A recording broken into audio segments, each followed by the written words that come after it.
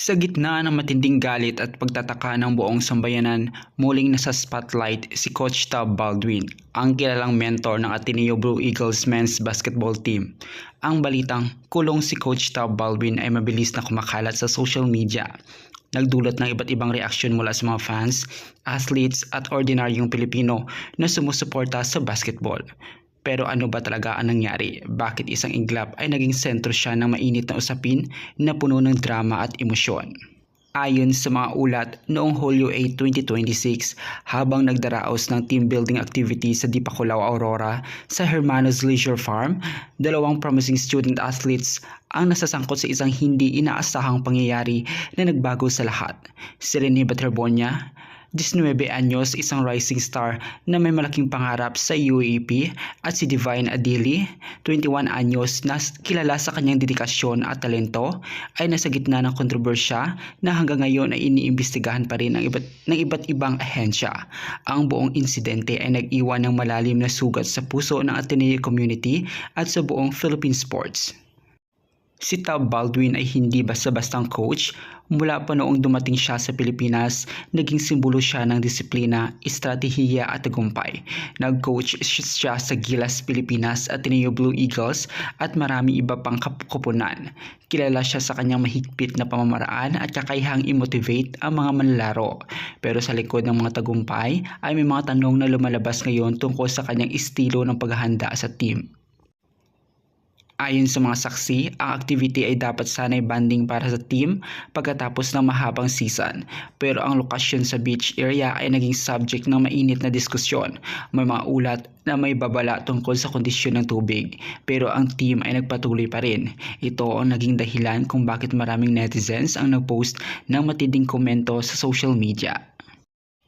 Matapos ang ilang araw ng katahimikan, sa wakas ay nagsalita si Coach Tab Baldwin sa isang video message na inilabas ng Ateneo de Manila University noong June 12. Sa kanyang sinabi, hayag niyang inamin ang kanyang pagkabigo bilang coach at leader.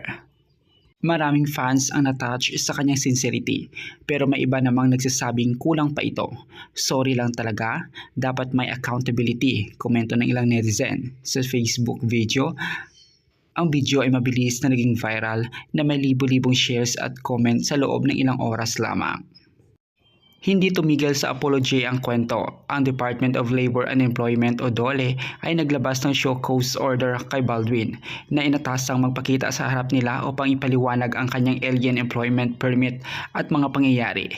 Kailangan nating sisiguraduhin na lahat ay sumusunod sa batas at safety protocols, sabi ni DOLE Secretary Francis Tolentino. Samantala, ang Philippine Sports Commission at National Bureau of Investigation ay naglulunsad din ng kanilang sariling probes. Si Baldwin at ang team manager na si Epok Kimpo ay nasa leave status para hindi magambala sa investigasyon. Ang Ateneo mismo ay naglunsad ng Internal Fact-Finding Committee upang suriin ang lahat ng protocols.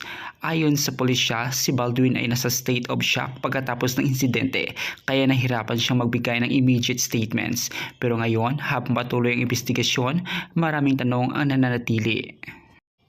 Sino ang responsable sa pagpili ng lokasyon? May sapat bang safety measures? At bakit hindi agad na-address ang mga babala? Ayon sa sports safety experts, ang ganitong team building activities ay dapat na may strict protocols, lalo na sa water-based exercises. Ang dagat ay unpredictable, lalo na sa Aurora area. Dapat laging may lifeguards at clear guidelines, sabi ng isang marine safety consultant sa eksklusibong panayam. Maraming coaches mula sa ibang teams ay nagbigay ng kanilang take. Ito ay wake-up call para sa lahat. Safety muna bago ang winning, ani ni Coach X. Ang UAAP at PBA ay maaring maglabas ng bagong guidelines based sa nangyari. Samantala, marami ngayon ang bumabatikos kay Kiefer Alas kaugnay ng pagpanaw ni Rene Baterbonia. Sinasabi ng ilan na inggit ang dahilan kaya sa kanya ibinabaling ang sisi. Isang 19 years old na batang nangangarap at nagsisimula pa lang sa kanyang karera ang sinisisi ngayon sa pagkawala ni Rene Baterbonia, isang kawawang bata na sa murang edad ay nakatanggap na agad ng death threats at grabing paashing. Fair nga ba sa isang kabataan isisi ang lahat at akusahan siyang inggit? Ano ang masasabi niyo rito? Sa huli, ang trahedyang ito ay hindi lamang tungkol sa isang tao o isang team. Ito ay aral para sa buong sports industry sa Pilipinas. Ang kahalagahan ng safety communications at tunay na pag-aalaga sa mga atleta habang hinihintay ang mga official findings. Ang sambayanan ay nananawagan ng unity at pag-unawa. Mananatiling updated ang aming team sa lahat ng developments. Ano ang inyong saloobin? I-comment sa ibaba at ibahagi ang artikulo para maabot ng marami. Ang basketball ay hindi lang laro, ito ay buhay, pangarap at responsibilidad.